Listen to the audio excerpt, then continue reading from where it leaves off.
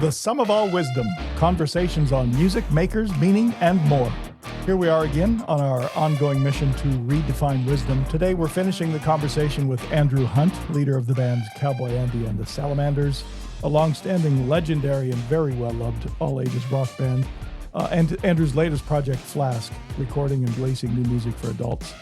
We finished part one of this conversation talking with Andrew about his song Christians, and we'll pick up there with the discussion today to pull a little bit more on the artistic integrity thread, especially in the context of emotional knowledge and self-reflection. And Andrew brings real philosophical weight to the show, wisdom built up over decades of writing, playing, and performing music, and using his craft to both observe and comment on the world. Before we get to that discussion, though, we're going to spin one from Cowboy Andy and the Salamanders. Andrew's take on children's music is pretty awesome, and his goals are to get kids excited about music and really engaged, and also to both support and connect with community. I think it's a pretty wonderful ethos, and I'm really happy to have a chance to play this song for you. It's called Pirate Cowboy, and I think you're going to love it. I mean, dig the yodels, man. All hands on deck!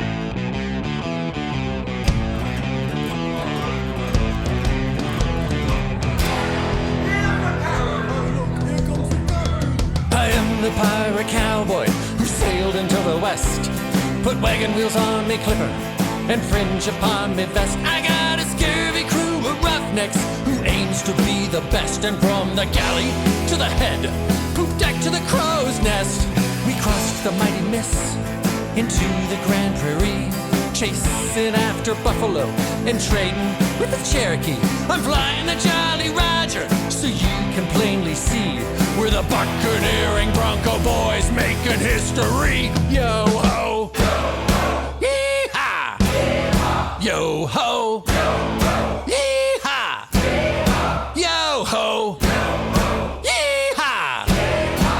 With a roughest rootin' tootin', swashbuckling and keel hauling, roping, brand and parrot wearing, anchor weighing, hats a waving, bean eating and treasure seeking.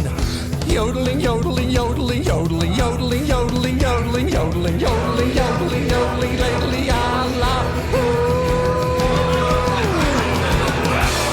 The pirates you've ever seen. Some say we scallywags should stick to the ocean blue and plunder for our booty like the other pirates do. But the big skies and the tumbleweed, they were calling to me crew. Plus, since I was just a minnow, I wanted to be a buckaroo. Yo ho, yee-haw, yo ho, yee-haw, yo ho, yee-haw. With a roughest rootin' tootin', swashbuckling and keel hauling, roping, brand and parrot wearing, anchor weighing, hats a waving, bean eating and treasure seeking. Yodeling, yodeling, yodeling, yodeling, yodeling, yodeling, yodeling, yodeling, yodeling, yodeling, yodeling, lately, pirates you've ever seen, take it, matey.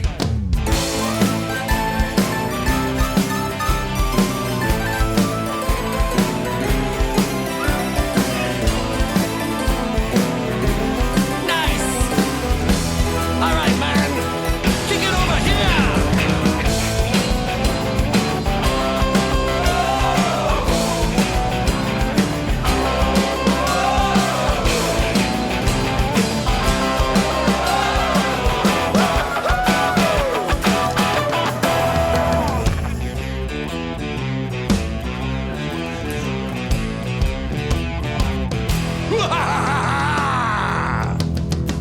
Now the cactus and the hardtack keep us sailing by the day. We shiver the Ponderosa, set a course for Santa Fe. I gave up all them hurricanes to be a rider of the sage, and cast my nets upon the land with a deer of the antelope prairie. Yo ho, yee-haw, yo ho, yee-haw, yo ho, yee-haw. With a roughest rootin' tootin', swashbuckling and keel hauling, roping, brand and parrot wearing, anchor weighing, hats a waving, bean eating and treasure seeking.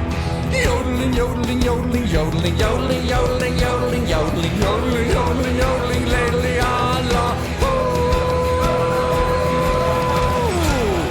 Pirates you've ever seen.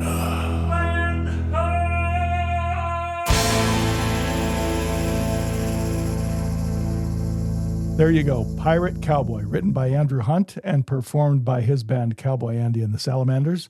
Now then, let's get back to the conversation with Andrew, picking up where we left off last time with his reflections on writing his song Christians.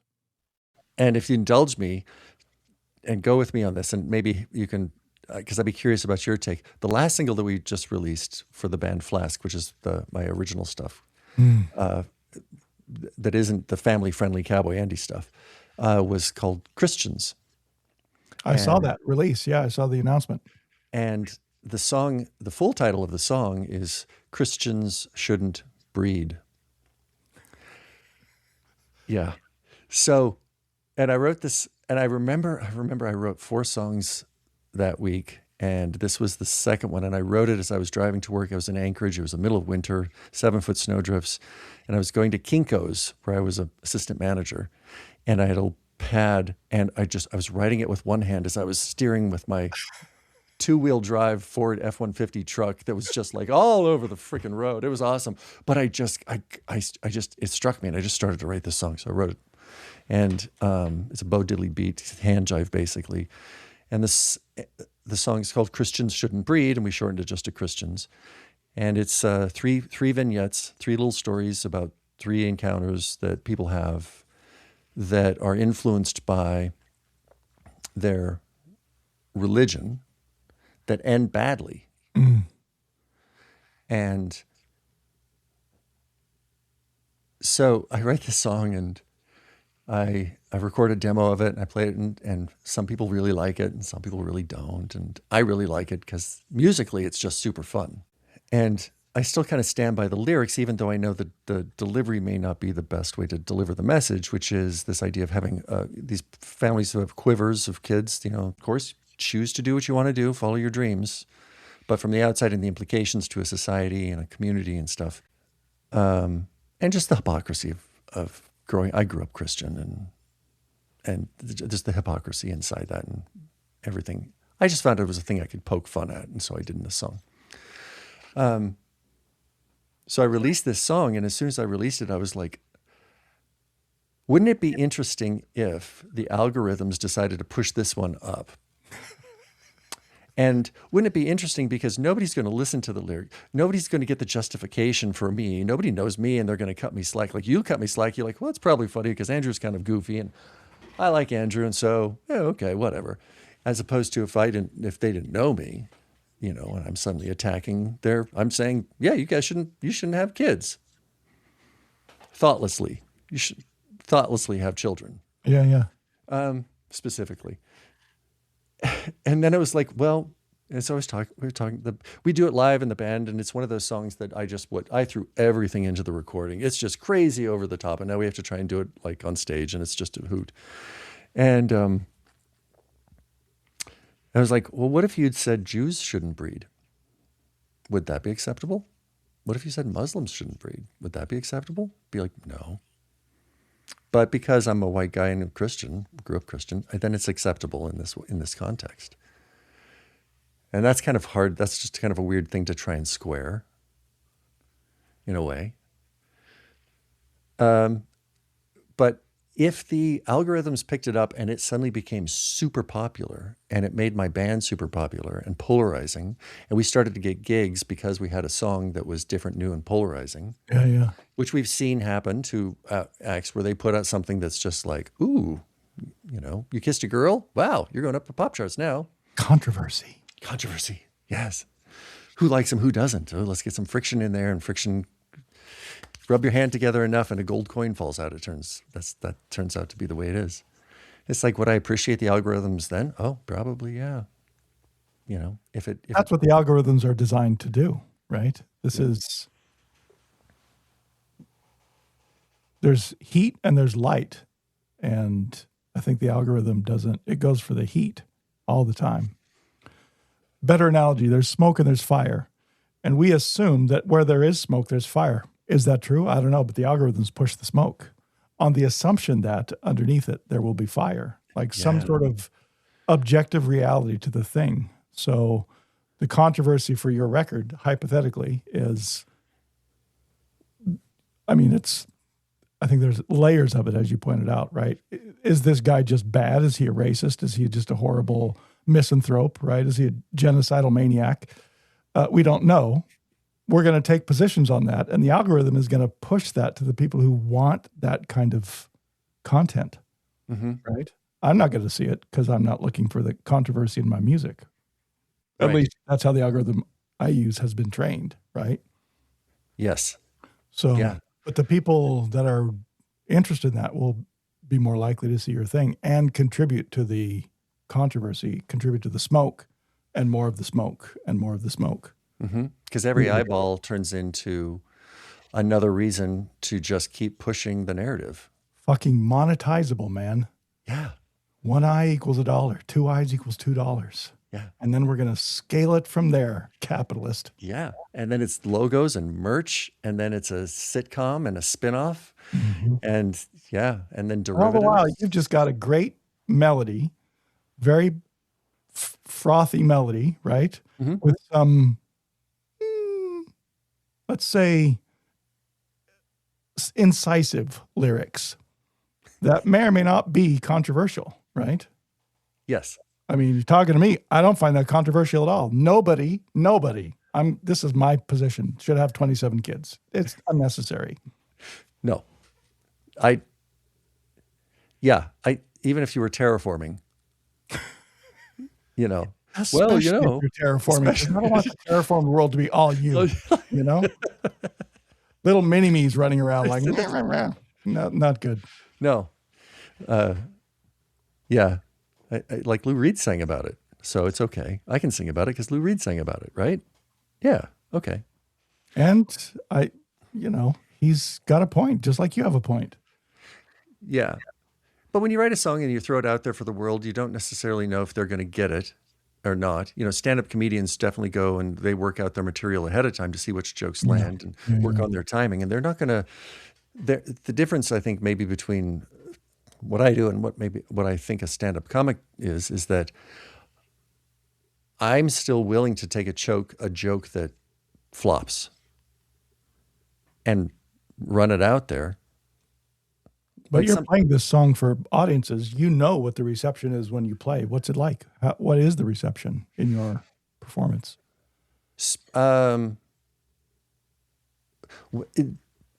Because they haven't necessarily heard it on Spotify, or they haven't heard the single, they haven't bought the album or whatever. They don't necessarily know what the content is. And so they're just grooving on the fact that this is a great dance number and this is just a lot of fun and we're up there having fun and it just feels good. And then I remember I played that song once, and afterwards the guy said, I was just kind of confused. Christians shouldn't breathe? And I was like, no. That's not what I said. They shouldn't breed. And he was like, oh. And somehow that was worse. I was like, no, I don't want to kill them. I just don't want them to thoughtlessly procreate and then have hypocrisy over the fact that people are having sex. I mean, I'm also hearing that this is you're not actually advocating for, maybe slightly advocating for not breeding to the extreme, right? But this isn't about nobody who identifies as a Christian should ever have kids, right? So again, you gotta, audience has to cut you a little slack in the reception of this music and try and understand what it is that you're coming at them with. Yeah, and the song itself, the second verse is just about a guy who first day at a boot camp, he came down with a clap, gave it to his fiance, and then she gave it to his best friend who still holds a grudge. Oh my God! Wait, love triangle. Love triangle that kind of soured. Yeah. No pun intended. No pun intended. Yeah, exactly. It's that the holy trinity of bad intentions and pleasure combined. So, their life goes straight to hell, which means, Christians shouldn't breed. That's it. So it isn't even necessarily, it's that line is kind of thrown in as not an afterthought, but just as an aside. We're spending a lot of time on this song. For me, I hear my takeaway from this piece of the conversation, Andrew, is you are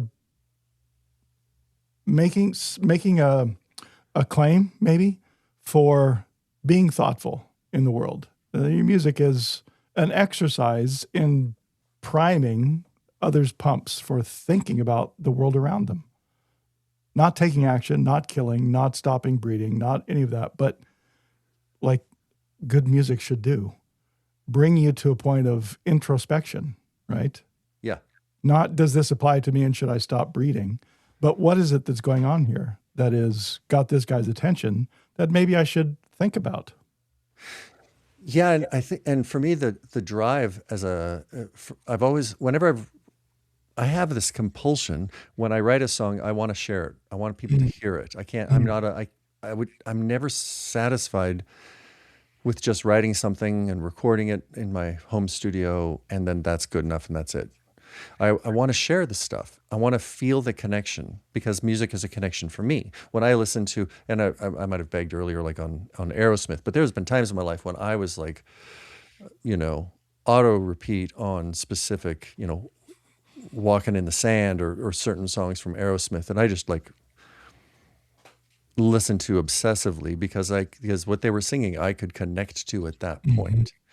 And so I'm not, I don't diss any musician who's out there doing creative intent. If I can connect to them because they help, that's how it is. And I think with my music, if I'm writing it and I'm connecting to it, I want to share that. There's got to be someone else out there who can connect to that. And I want to feel that from the other side, This is part of the other beauty of live music is if I get that canned on Spotify, I'm at home. I'm listening by myself. I'm going to feel what I feel in the moment of being with myself when I hear that song. If I see you perform that with a band who is clearly having fun and an audience who are out there dancing and also having fun, that changes the reception, man. That makes it a whole different thing. And there's some permission in there to feel maybe not like my isolated self would feel if I'm just doing this at home. Totally. Yeah. When I'm doing the Flask is the adult stuff. When I'm doing the Cowboy Andy and the Salamanders, which is the kids stuff, which I've been doing for like 15 years, and we have 4 albums and play all sorts of shows and stuff, and it's great. And it's mostly originals. We're starting to do maybe more covers, like 3 or 4 covers for a 2-hour set, but it's all stuff that I've written, which in a way has really limited the band because the crowd in children's music, the children, the 3 to 7-year-olds are the ones that are dancing to your music, who you're really who you're singing to and for. And then there's the parents who make all the purchase decisions. And then there's the grandparents who allow themselves to get into the same mindset as the 3 to 7-year-old. So the young and the old are the people who are really paying attention to the music. And you throw covers in for the adults. So like we do Ocean Man by Ween. And it's like, oh, the crowd goes wild. Well, the parents go wild because they know it, and kids don't know it, and the grandparents don't know it. But you throw that in the middle, and they know it.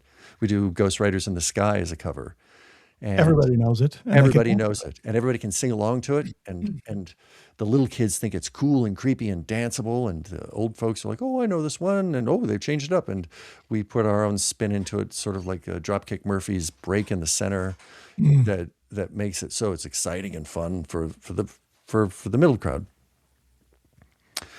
But when I'm writing songs for that project, there are some very specific songs that are crowd engagement pieces that I write, like "Put Your Arms in the Air" or "What's a Cow Say" type songs that are the call and response that are to engage the 3 to 7-year-olds because that's who's listening and to get them engaged in the experience. That's super important for me as a performer in children's music.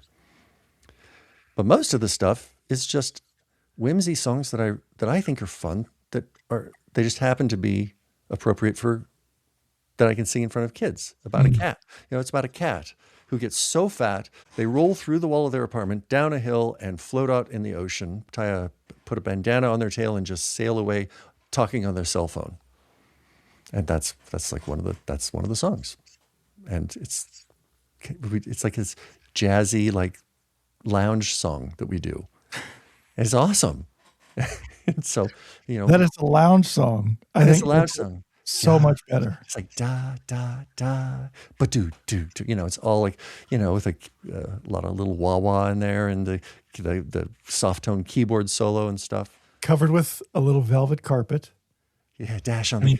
I see Murph and the Murph tones, right? That's it. Oh, absolutely. That's right. That's right where it goes. Yeah, absolutely.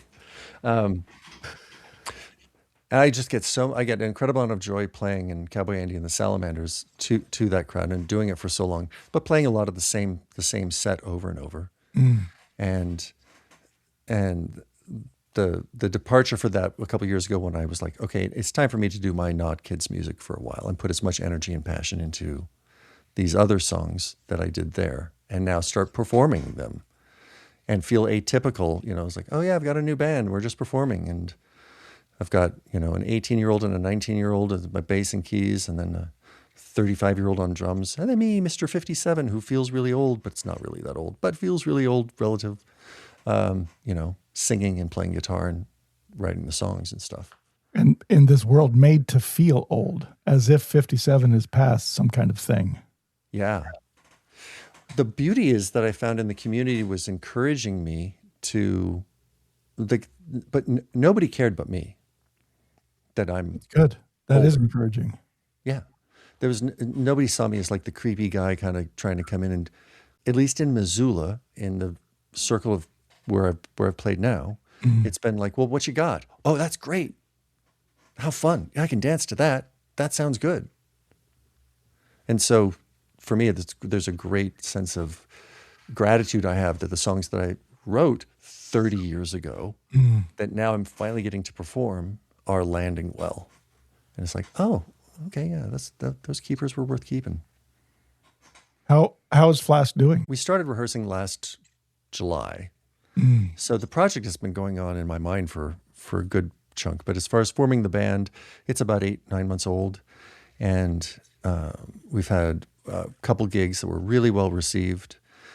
We're just finishing up the final 4 tracks for the album. We've released 3 singles, and we're probably just going to release all of them as singles and then put it together as an album release party.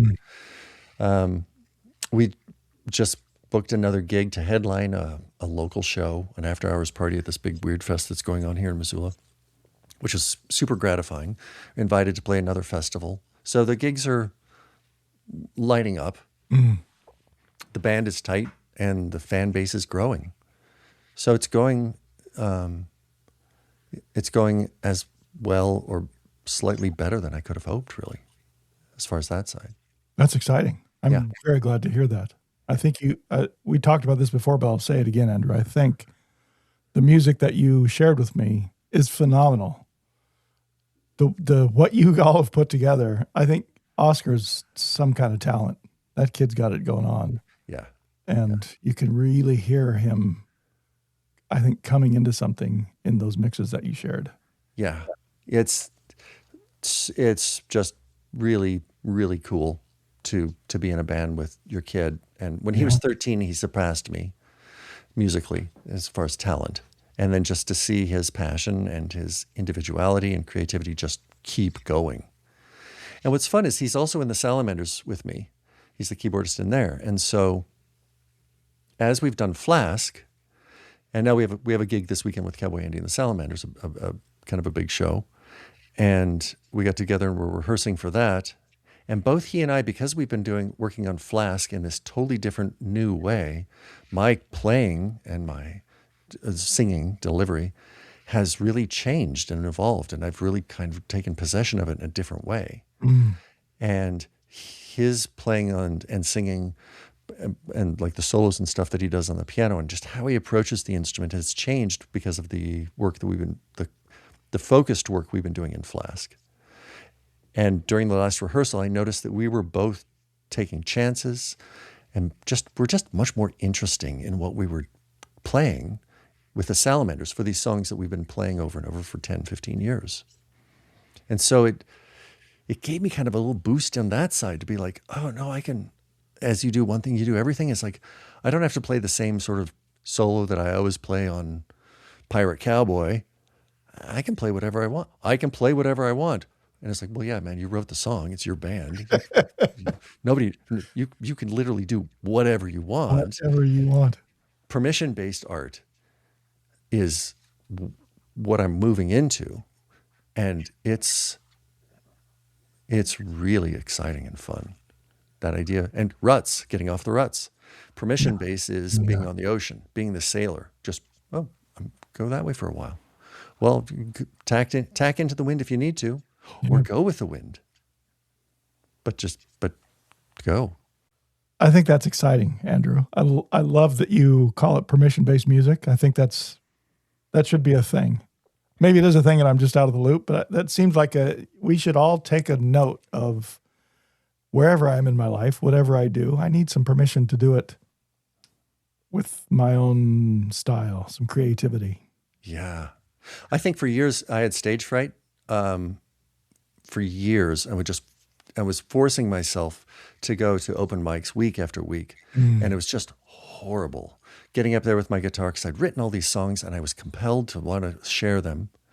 So I gave myself permission to be creative and to put together the songs, little pieces of me that were packaged in a way that you share them. But I didn't psychologically give myself permission to actually do the sharing. Huge block. And that's what the stage fright was for me.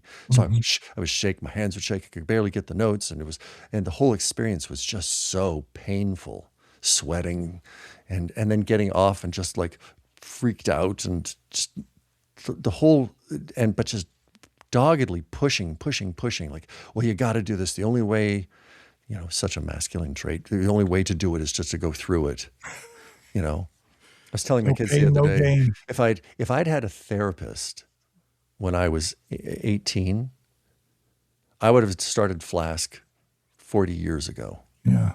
If I would have gotten out of my own way. And that permission to be a creative person and a permission to then share it with clarity, with perspective, with love, in the way that I so appreciate when anybody else is on a street corner and they're just banging out stuff. I always put a buck in every musician that I walk by because they're sharing music. And it's like, I want more of that in this world. Yeah, totally. And I want to be part of that. And when I build something, and then it's like, I want to share it. Permission to share it and that's why it took me so long to get Flask going, is that it took therapy and time I could do it with the kids' music, but I couldn't do it with that other part that was really about me. And because the kids' music is for the kids, and I get the ability to do my thing and have fun. But this is more about sharing something is just a lot closer to the core, and finally giving permission and finding joy in that has been hugely gratifying. It's a little like Cowboy Andy gives you a persona permission, right? I can go be Cowboy Andy in that sense. Absolutely. But to be Andrew Hunt and vulnerable on the stage, that's a whole other thing. Harder to inhabit. Yeah, for the Cowboy Andy, definitely I have this total stage persona of sunglasses and a hat and big red sash, and I wear the same shirt and everything, and I'm just Cowboy Andy, and and that's great because kids, it serves the purpose so well because kids connect with Cowboy Andy as a character, like we connect to Grover or Big Bird, Paul Bunyan or whoever. Right? Oh yeah, Zeus. I guess I'm so grateful and appreciative that there's a Tom Waits out there who had what I didn't have at a certain point, where they were just like, yeah, I'm just going to go do this. But I'm sure that they had stage fright. The stories of Rod Stewart when he started with the Faces would crouch down behind a monitor with his back to the crowd to sing because he was too afraid to do that, too afraid to be the front out there. And to see just people going through this to get to that point that they had something to share, that I'm so glad they did. Like a podcast, just to do it. Just to do it. It's a good thing. It's been I don't know what the word is. It's been very good for me to find something that I actually like and care about. So between this and playing the violin, if I could figure out how to get paid for it, then I'd be exactly where I want to be. Well, they've got those algorithms out there. They do. This thing has actually done a lot better than I thought it would out of the gate. So we're as of the time of this conversation, we're 3 episodes in. It's going out every other Wednesday on the Cadence.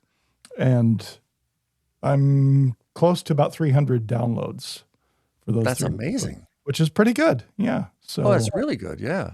I don't think the algorithm has caught on yet, but the guests have great audiences and great social media presences. And so them promoting what they've done on the episode, on the show, I think has been really, I'm grateful for them. Well, it's interesting. The ones that I've listened to so far, you definitely have a sense that I learned things as an artist as I listened to your guests. And so, which is maybe not always the case with podcasts, but the idea of that mentorship, of having access to resources, access to wisdom and intelligence and lived experience that's different than mine. Listening to your conversation with Andre was really cool because I live in the same community that they do. Don't know them. I run in circles that are just slightly outside their circles and have for years. But then to hear like that this is going on, then it just makes me pay attention to my immediate surroundings and to know that there's other people out there doing the work that they're doing that is important and exciting and interesting and has value beyond themselves. It's really cool. Thank you for saying that for real. I'm actually really happy to hear that these conversations have had some value for you as a musician. My goal, what I want as an audience, are serious creatives primarily. I mean, other folks who are just interested in music will be great. But when I conceived this thing and said, this is what I want to do, what I want to drive towards, it's all about getting people like you, let's call them working musicians or independent musicians or whatever the label is, people who are out there doing this kind of thing, either because they love it or because they're making a living at it, or both. Those are the people that I want to listen and touch on this show. In the children's music genre, there's the teach and preach crowd and the who have a message that they're trying to sell. The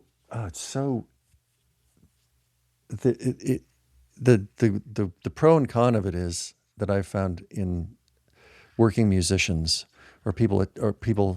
I hate the idea of people being hobbyists. I should say I really withdraw when people put that label on music. Oh, I'm in a band it's just a hobby. I don't. It's like, it's maybe it's I can't identify. It's never just been a hobby. It's been an absolute necessity. Yeah. Being connected. I can't live without it. Yeah. I can't. Yeah, totally. It's just a part of me. Yeah. And some people have that with surfing or you find people who have passion and it's like, wow, woodworking is really your bag, isn't it? That's your jam? And they're like, yeah, I can't. If I couldn't do quilting or knitting, it's just the thing that got me, like love, that indescribable part of you. So it always kind of bums me out when people say, it's just a hobby. Like, I don't have hobbies. Do you have any hobbies? No. I do what I do because I love to do it, or I don't do it. Yeah. Yeah. I think it's the misconception is that if you don't get paid for it, it can't be real. Right. So and this was one of the things when I said that I wish I would have had therapy when I was young and I started to really get excited about music, and I was in my first band, and it was at a time when music was just exploding, pre-grunge. It was just college radio was coming on. It was so cool, and I went to my dad and I was like, "Yeah, I'm in this band and it's going really well. I'm really excited," and he unfortunately said, "Well, yeah, you can get around with your friends and you can play, but it's never going to go anywhere. And what you really need to do is just get a job that gets you paid. And because you just, you might be you might have fun with that, but that's not what you do. And trying not to like literally break down and cry when I think about my soft 18-year-old self and the actual real impression that offhanded conversation that I still remember, that still moves me. It's like a brick in your shoes. It is. Yeah. It's just like it was a nail that just tacked my foot to the ground. You're never going to get outside that little circle. That's right. You're just going to walk in circles around the nail through your foot until you can pull that out. And finding a way for everyone with ruts and permission and that whole thing. I think everybody at some point is going to face that conversation. Somebody in their life is going to say, well, it'd be nice to have it as a hobby. But you can't, you shouldn't try and be an actor for real. You shouldn't try and really be a writer. Well, that's pretty cool, but you know what? I just don't really think that you're cut out to be a brain surgeon or a lawyer or an independent woman. And it's everywhere. I just really don't think that, being gay is what you should do because it's hard. It's a bad choice. It's a bad choice. Yeah. Yeah. And or trans or any of the other things that we look down on. Your authentic self. Yeah. Yeah. Bring that to work. See how far that gets you. Not being racist. Well, you're a little bit too woke for me. And so, but for me as a creative type, because I was built in such a way that music captured me, and writing and expressing myself through music lyrically and through the instruments that I get to touch and move with, was such an intrinsic part of who I am. That to have someone like, my dad plant that seed of doubt in my mind at a time when I was just getting into independence and blossoming. And I can, oh yeah, sure. He didn't want his kid to have financial failure. He didn't want to have to take care of his kid. He wanted them to get a good job and just follow the rules and stay in the road, and because that was safe and that's what he had to do. He didn't want to, but he had to do it, so that's what he should do. And blah blah blah. The justification for why we snuff the spark of love from people we love. Done with that conversation. Not acceptable. So, not even just people we love. I mean, I don't like the word network, right? But the people that I'm connected with through LinkedIn and all the other technologies are primarily creatives. There's a lot of music. There's a lot of producing. There's a lot of audio producing. And there's a lot of writers. And I see consistently from writers who are practicing, they may be published fiction authors, right? They may be well-known, they may be less well-known, but the routine response to, oh, I'm trying to get published is, it's hard. Maybe you should think about something else. And here's my path. If you don't do it this way, there's probably something wrong with your approach. Oh, man. And those conversations they just deaden. You can see in the comment threads, you can watch the original poster deflate and begin to shrink in themselves in many of these cases. And I hate it, Andrew. Like, no, never say that to anybody who wants to express themselves. I don't care what the approach is. Give them permission. Yeah, it's so. It is okay. Yeah, it is hard, and it takes money.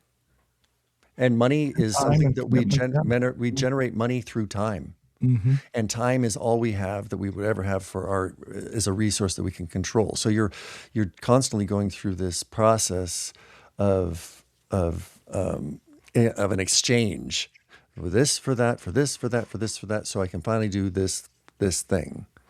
I can buy some studio time, or I can get an instrument, or I can get a better mic, or I can do what's the necessity to express, and through love and empathy, which is what you feel, to say to somebody, don't do, is contradiction, isn't it? That it's really hard. And those conversations are always reflective. I mean, you're just talking to yourself. I think those commenters are really, they're just espousing the beliefs that they hear inside that internal voice. Mm-hmm. So I'm probably, for those people, I'm the worst one that you would want talking to your kids. Because if I'm at a show and a little kid comes up to me and he's like, I'm like, well, how are you doing? Well, I'm doing pretty good. Cool. Did you like the music? Love the music. Yeah, I saw you out there. Your favorite animal was a cheetah, wasn't it? It's like, yeah, that was cool. Cool. What do you want to do? I want to be a dancer. And I'm like, I'll be like, fucking A, kid, right on. Go be a dancer. How do you think you're going to do that? Let's explore that. Let's open up that box. Where do you want to dance? How do you want to dance? Who do you want to dance with? What's it look like to be a dancer? And that's not necessarily the message that parents want their kids to always hear because it's scary. Or if they do hear it, they want them to hear it from the parents who can erect appropriate guardrails around this, whatever, expressive desire. Yeah. Yeah. And I'm totally like, there's no ceiling. There's no ceiling.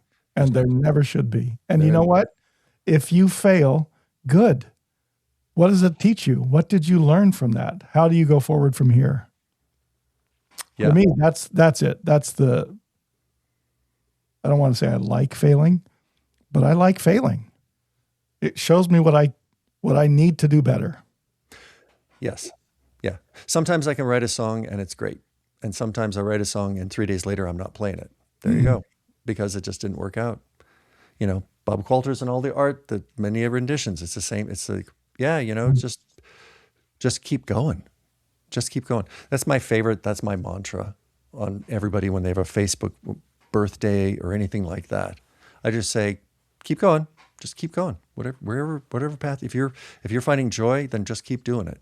And if you aren't finding joy, well, keep going then, because you're going to find joy somewhere else. But you can't stay where you are. And look up out of the rut and see if there's joy somewhere else that you can get to. Yeah. Yeah. And without music, because I gave myself permission to write whatever I wanted to as a songwriter, no topics were off. Then later gave myself permission to sing it for someone else. And now giving myself permission to really thoughtfully and purposefully book gigs, create an album, try and get people to hear this and share, people who I don't know. The goal for me is always like the brass ring.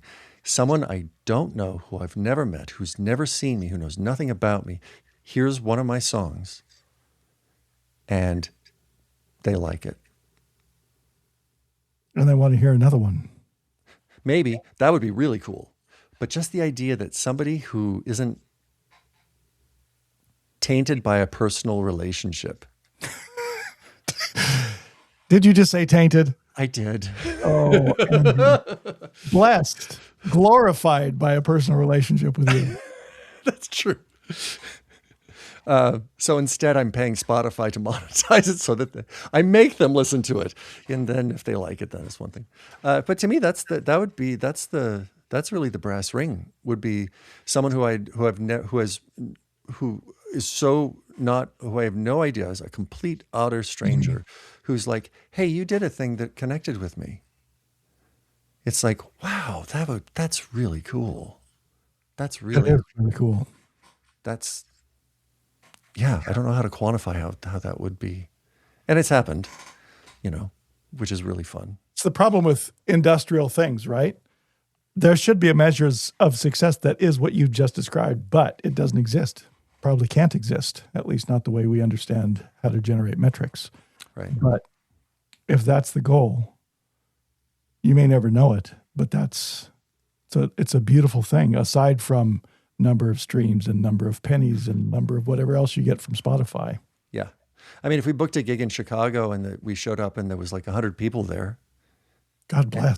And That's it'd be fantastic, right? I'd be like, how'd you get, I would want to be like after the show at the merch table, like, hey, why are you here? Be like, did Frank Sennett send you? Exactly. Yeah. Here, Kat. Who do you know that I know? See, I shouldn't have said Chicago. I've said a town where I don't know anybody. Red Lodge. No, you know somebody in Red I know Lodge. somebody rich. Budapest. Spartanville, South Carolina. If I go to Budapest again, my favorite city on the planet, and now my even more favorite city on the planet because of the election, because I knew that they were going to do it. I knew that people, that culture could do it, and they did it. And I was like tearfully joyous, like, oh my God, yes, hope. Go to Budapest. People show up to a show there with Flask. I'll be like, oh. But now I can't because it's on this podcast. So then there's a chance.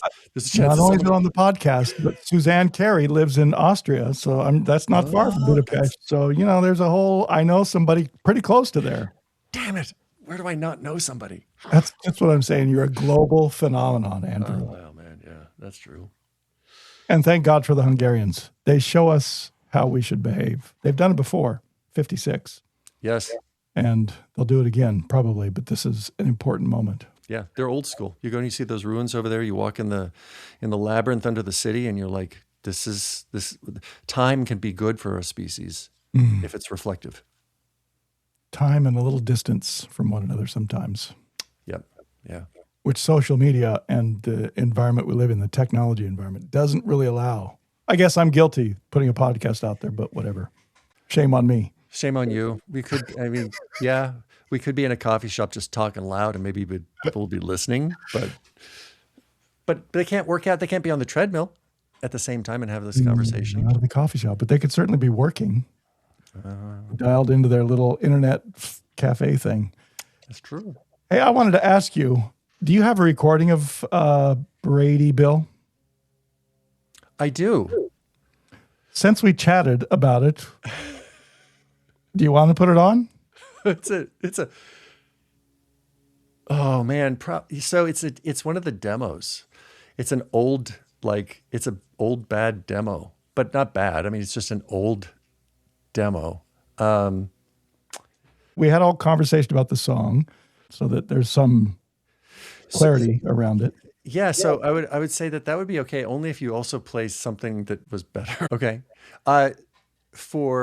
For the ins and outs, because we're just releasing Cowboy, that's one of my better, I think one of my better tunes. Cool. And then we also talked about Christians Shouldn't Breed, and the studio version of that it's been mastered, it's released, it's good to go too. Cool. So I could snoop around. Yeah, I could send you a copy of Brady Bill, because that was total 4-track, bad equipment in Alaska, hammering that out with just voice. I think it's just. I might have done a bit more production on that version, like with layers of distortion and maybe even a click track or a drum track, which is just hilarious now because I'm the drummer who's just can't keep time, and everybody knows it, but I'm like, that's okay. So yeah, I'll send you a copy of that. Cool. But I think since we have that conversation, it could be interesting just to put it in there and see what happens.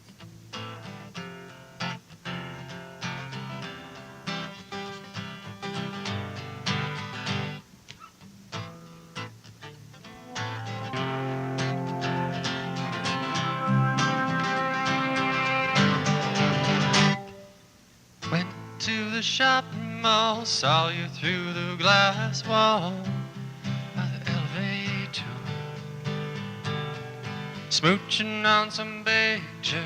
I had to go to work, I was only there to buy a new tie. I'm gonna skip on the next rent, take my next paycheck down to Bob Ward's store,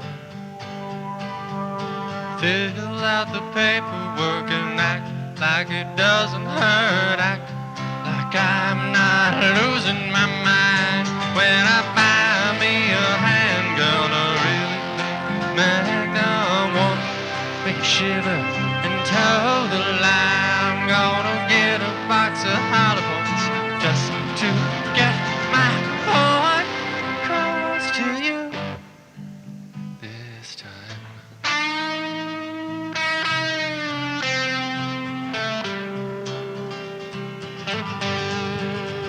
Gonna tell you that it's all fine. Sit still and bide my time.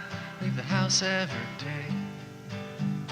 Tell my boss to suck the wet and avoid my family and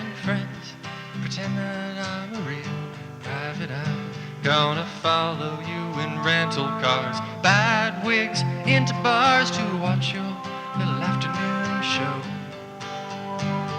I'll sit like Jack Horner with my ginger ale and club soda, watch you where you go. And I'll buy me a handgun, a really big Magnum one with a barrel as big as your hole. I'm gonna get a box of holler points just to get my point across to you.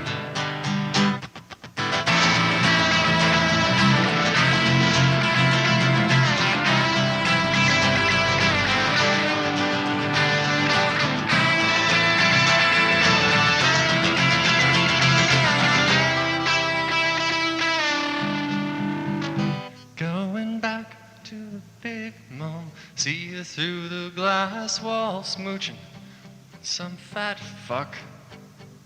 Give you 5 words of wisdom, one for me at the end, then you'll see I really messed up when I buy me a handgun, a really big Magnum one to make you shiver and toe the line. I'm gonna get a box of holler points just to get my point across to you.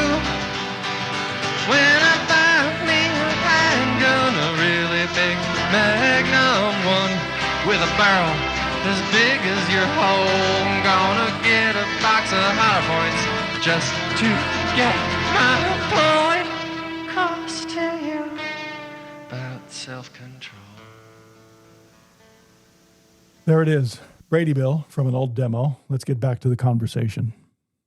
You know, the other thing we do with Flask that's kind of fun is I put together the sing-along songbook. Mm. And so at each of our shows on the merch table, there's some stickers and there's going to be some t-shirts soon, but there's, it's 8.5 by 11 folded in half booklet. It's all the lyrics for all the songs. Cool. So that people can, it's an idea I had like years ago that it's like, I want you to have kind of like liner notes so that if you want to, you can, for $1, you can actually buy the sing-along songbook of tonight's set list. And, you know, you can actually hear, if you're the kind of person in the crowd that I am, and I don't know this band and I'm not listening to the music, I'd love to have to read along with what you're singing on stage while you're doing it, because I want to figure out what you're about. I love the idea. I really love the idea. I think I was just talking to Catmull yesterday, Tom Catmull, about liner notes, and they're pressing vinyl. So I asked him if in this new record of theirs they were putting liner notes, and he said he didn't. And part of the reason was the cost. Oh, like, yeah. No, I had never thought about that. Liner notes have to cost something. So good idea, good sort of knowledge for me, but also it's like the idea of liner notes is so, I don't know, it's foundational for records. So you having liner notes on your performances, I think is a great idea. It's a way where it's like, well, yeah, you can listen to it, but if you aren't actually hearing what I'm saying, that's where I actually put most of the effort. Yeah. You know, that's the part that's really the story songs. It's like, well, you have to kind of listen to the story to figure it out. And on the other side, it kind of justifies, well, if you're listening to Christians Shouldn't Breed, but if you actually read the lyrics, it isn't what you think it is. And that's important to me that that you get it. If you're telling a story, you need to know the story that's told, right? Yeah. If you only catch half of it, you're not going to have the full picture. No. I can send you the PDF version of the songbook if you're curious to see how it looks. Or I could just mail you one too, which would be kind of fun. If I mailed it to you, I could mail you some stickers and some CDs. Okay. I could mail you a package. Ooh, let's do that. I just lost my train of thought. It was funny too. It was about old people and not learning, with which I'm quite familiar. Anyway, it's gone now, Andrew. Yeah. Did I ever tell you, this is a true story? Grain of salt. Take it for what it's worth. I think you never knew Paul Johnson at Clinton, did you? I think he left the year before you got there. Paul Johnson. Was he really small, blonde? He had black hair, but he was pretty small. Oh. I had 2 pals in my first years at Clinton, Jim Martin and Paul Johnson. And they both left, I think, at the end of second grade. Okay, yeah. Paul went to Oregon, Jim went to New Hampshire. Never really heard from them again. But Paul spent the night at the house one time, and I had this guitar. I don't know where it came from. I don't know whose it was. It had 4 strings because the other 2 were broken and never got replaced. Had no idea how to tune it, but I loved just wanging on that thing. So at 2 a.m, Paul and I are in my bedroom wanging on the guitar, and I heard at the window. I was like, what the hell is that sound? Because we lived at Beavertail Hill. Yeah. And our house backed right up to a mountain, and it was the woods. It was the middle of nowhere, Montana.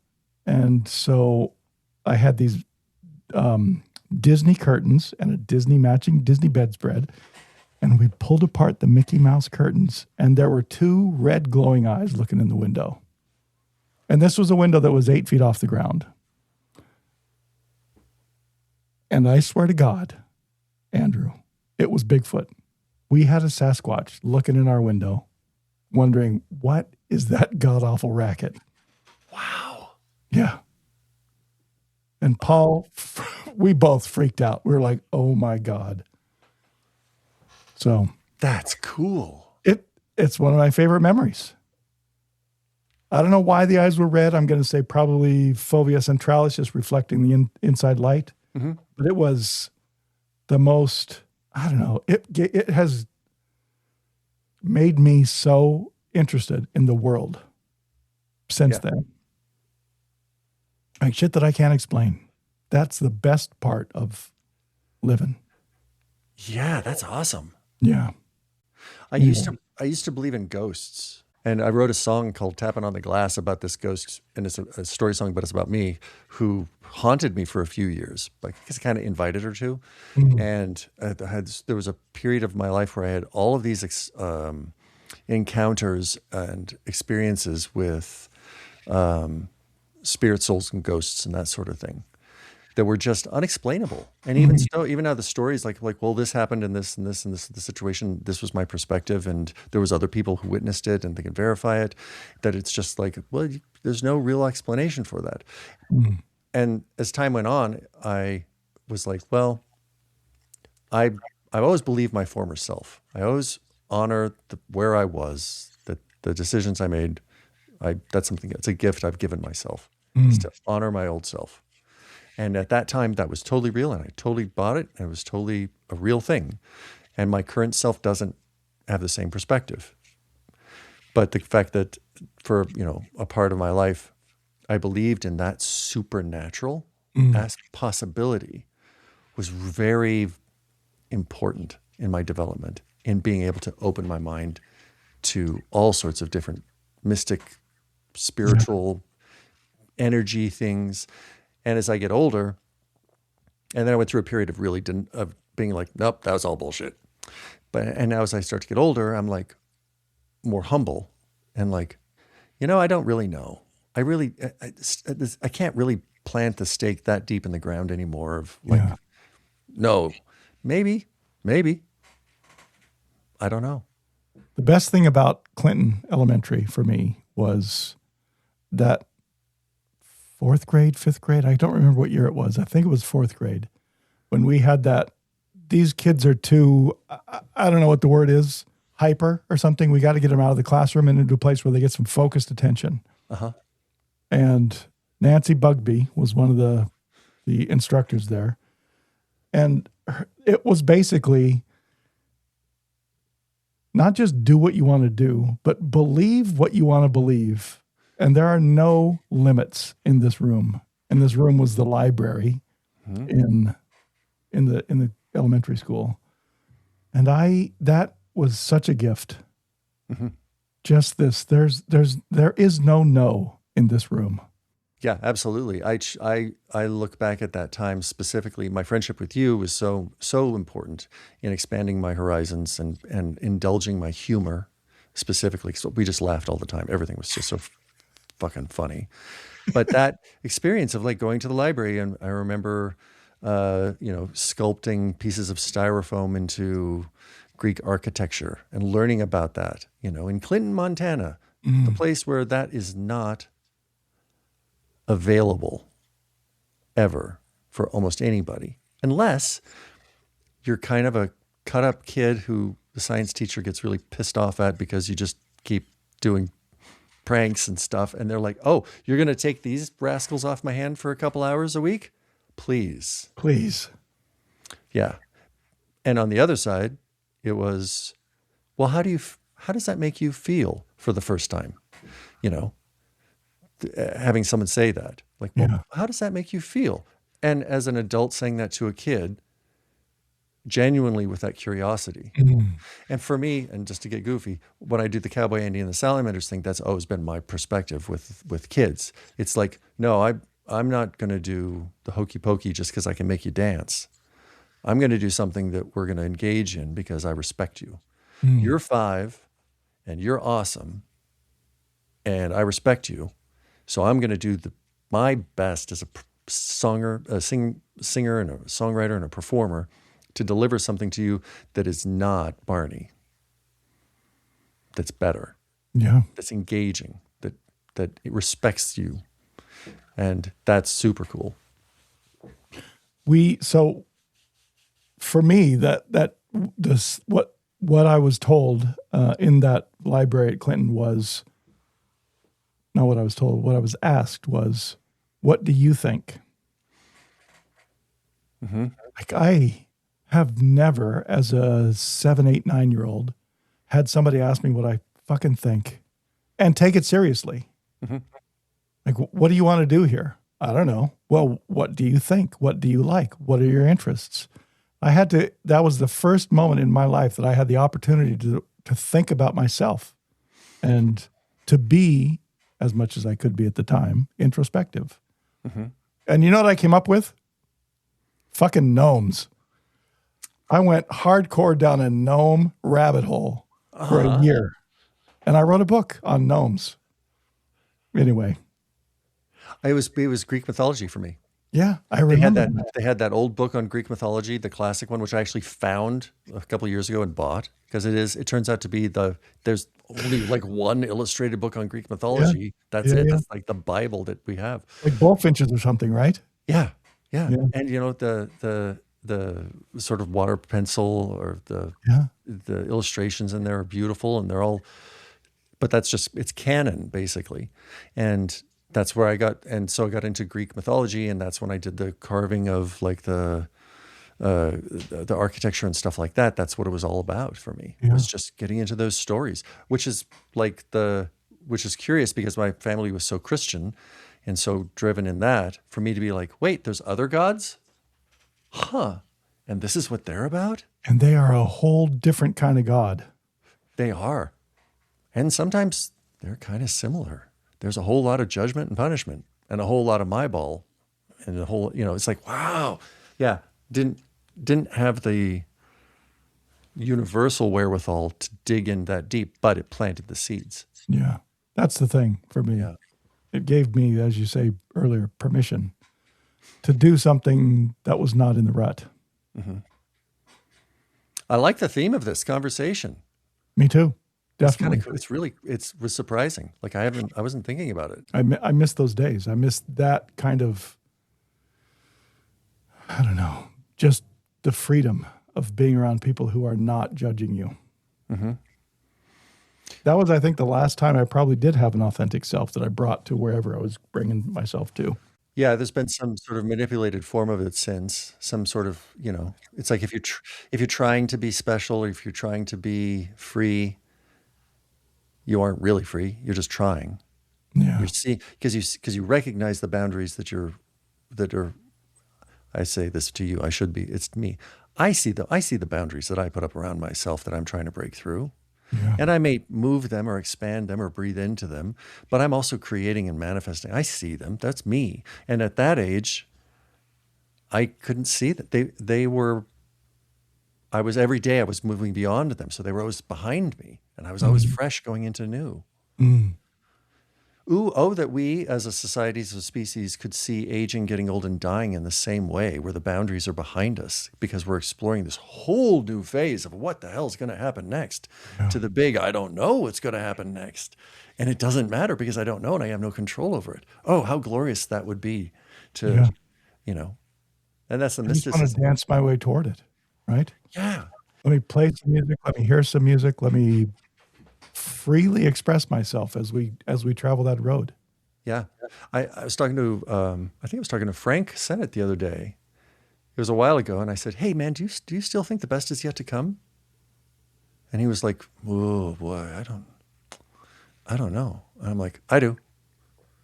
I think the best for my life experience. The best is yet to come still. I'm just going to I'm going to hang on to that for a while. Yeah.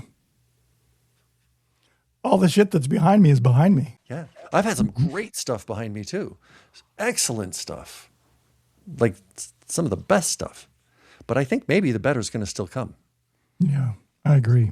It's, I'm a member of the Recording Association, the Grammys. I'm a voting member of the Grammys. And when I first joined in the children's music genre and I was releasing albums, there seemed really much like there was a chance that I could win a Grammy. And I was like, it's because I knew the people who were winning. They were friends of mine and their peers. And it's like, wow, that could actually happen. You could actually get on the stage and they could hand you that thing. It actually became something tangible and real. And then over the years, as I submitted albums and I got more involved in the process and I saw how it actually worked and how political it was, and I was like, no, that's not a thing. That's not a thing for me. I just don't have a big enough network. I don't have a budget. Maybe the music I produce just isn't. Yeah, I just don't have the time to invest in the networking, basically, and the glad handing to get nominated. And that was disappointing. But then if I look at my life and I'm like, okay, but winning a Grammy then isn't necessarily part of the best of my life to come, right? I resigned myself to, I'm never going to win a Grammy. I don't really even want to win a Grammy now. I don't want to put in the effort that is required to do that. But I want to keep recording and releasing albums and gigging. I can't thank you enough for doing this. I really appreciate you coming on again. Oh, yeah. Yeah, it's been fun. And I think we explored really cool territory this time in a different perspective that I really like. Thanks, Andrew. Always a pleasure. Good to catch up. Love you, man. I'll talk to you soon. That does it for this episode of The Sum of All Wisdom, part 2 of my conversation with Andrew Hunt. Just a note to say the conclusion of this conversation was a little rushed because I had overscheduled my calendar, if I can be honest, and another podcast guest had joined the studio as Andrew and I were wrapping up. So it's a little bit staccato there at the end, and I just wanted to acknowledge that. We're going to close out this week with another tune performed by Flask. This is one of my favorites, and I think it's just an excellent song. We touched on it briefly in the conversation today, and I really love the tone of this one and the introspection that Andrew asks of me, of listeners, I think. Looking beyond the glass of the window at a world that we may or may not really be seeing, and what emotions do the dark autumn winds and the possibility of something else out there bring up for us? I know for me it's pretty complex, takes me to a place that I both quite like and that I find a little bit uncomfortable. Just what good music really ought to do. See what you think. It's called Tappin' on the Glass. It's a ghost story.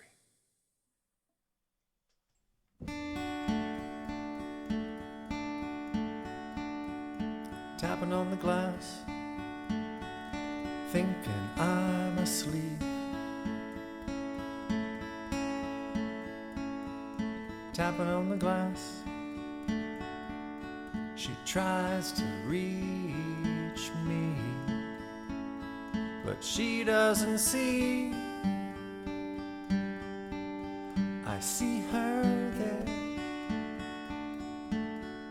so she gets to me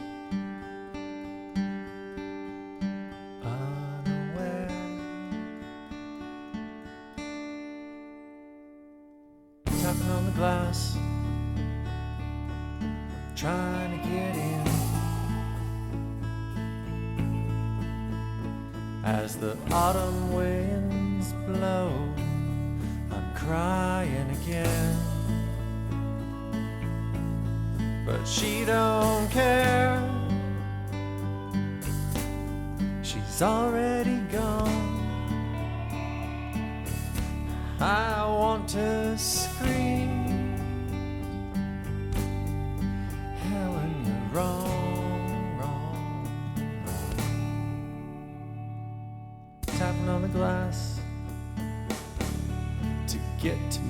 head,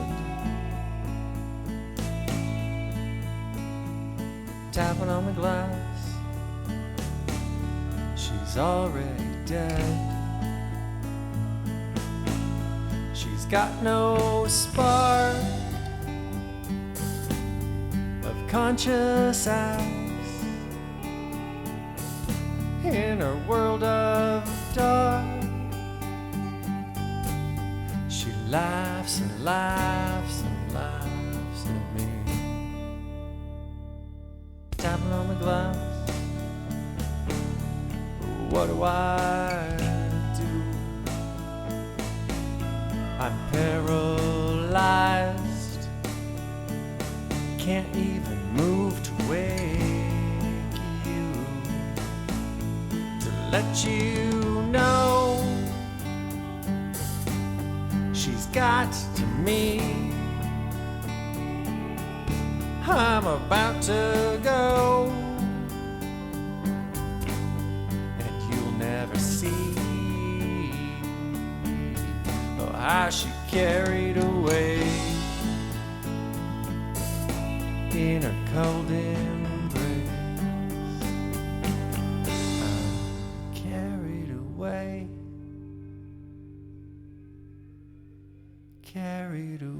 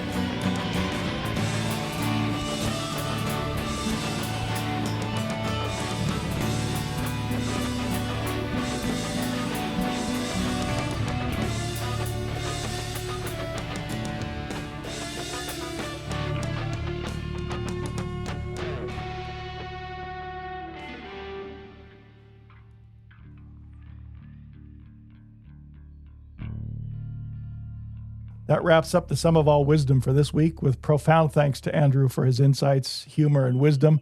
Let me say that these 2 episodes have been a whole lot of fun for me, and it's been good for my soul to reconnect with one of my oldest and I think dearest friends and to talk about his music. Links to Andrew's bands, Flask and Cowboy Andy and the Salamanders, are in the show notes, along with some information and links on some of the other artists, areas, and events that we talked about.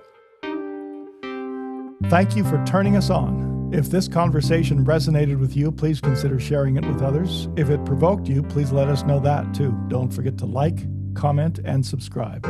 The Sum of All Wisdom is written, produced, and hosted by me, Dr. Scott Cady. We're released by Ravenna Studios. We use Riverside.com, Audacity, and DaVinci Resolve to record, edit, and produce the podcast. And we're distributed by Transistor FM. Thanks a lot. See you later.